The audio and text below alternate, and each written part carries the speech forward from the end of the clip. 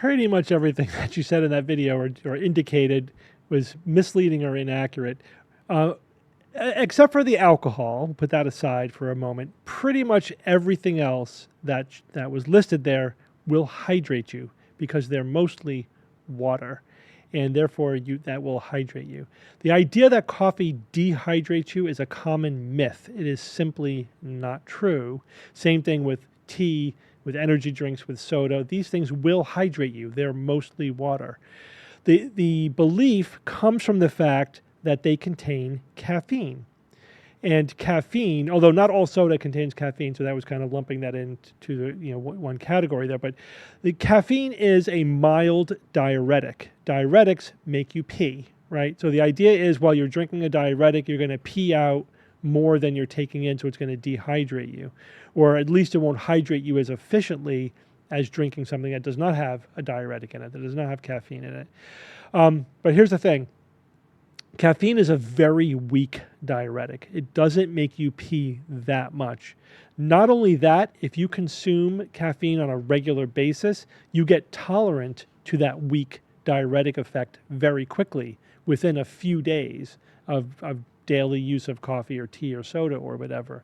And so it has even less of a diuretic effect once you become a little bit tolerant to it. That's more than overcome by the fact that it's mostly water, right? So if you drink nothing but coffee, you will hydrate. That will hydrate you. You will not get dehydrated. So that's just a myth. If you are dehydrated, you need to hydrate, and the only thing you have access to is soda or tea or coffee, whatever, yeah, drink it. It'll hydrate you. Don't worry about that. Especially if you're on the dry side, your body will, needs that water. It will hold on to that water. Remember, your body has ways of managing, of regulating its own fluid content, and as long as you give it access to water, that will overcome the very weak diuretic effect of caffeine. So don't believe that. What about alcohol? This is a little bit more complicated.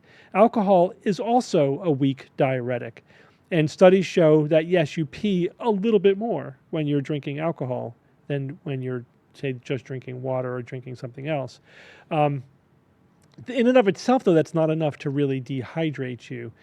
There's also the fact that, if you're drinking a lot of alcohol, you're probably not drinking a lot of water or other things. You're also probably not eating as much. And, you get about 20% or so of your fluid intake from the food that you eat. So a night of drinking may not be the most hydrating of, period of time, and so you may end up being dehydrated in the morning, but it's not necessarily because the alcohol itself is directly dehydrating. It's only a little bit dehydrating, so not as much as I think a lot of people think. None of this is to say that you shouldn't make sure that you're keeping adequately hydrated. You should definitely follow your thirst, and if you're going to be in a situation that is dehydrating, like being at a high altitude. High altitudes are actually way more dehydrating than anything, discussed in this video. That includes being on an airplane. The airplanes are kept very dry because you don't want a lot of moisture build up inside the plane. So they keep it very dry. They're pulling in air from the outside, and that air is very, very dry when you're at a high altitude. That's mainly the reason for it. And they don't hydrate the air, right? They're not humidifying the air. So they're using the the desert, literally desert-like air from the outside. Plus you're at a higher altitude. They only pressurize those cabins to around 5,000 to 7,000 feet. So you're kind of on top of a mountain when you're flying in a jet. So that's a situation that is conducive to dehydration. Keep well hydrated. Drink a lot of fluid when you're flying. If it's hot out, if you're exercising, if you're in an extremely dry environment, make sure you have plenty of access to fluid. You keep ahead of your hydration because you can get dehydrated very quickly in those situations, and that could be dangerous. You could pass out, you can get lightheaded, etc. But for normal environments, normal activity, you could drink when you're thirsty. You don't have to go out of your way to drink a ton of fluid. The 8 glasses a day is a myth. It's not really based upon anything. Your body will moderate its own fluid intake. That's why you get thirsty. And that's why also your urine can be more or less concentrated. That's your body's way of regulating its own fluid content. So yeah, in most people, most situations, you could rely upon that. In extreme situations, keep ahead of the hydration. But you know, all of those liquids that they mentioned are fine to hydrate yourself with. Again, not alcohol, that's different.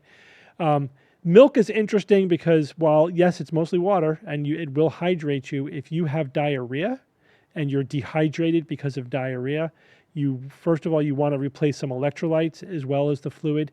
And milk is usually not a great liquid to rehydrate because that could worsen the diarrhea in some cases.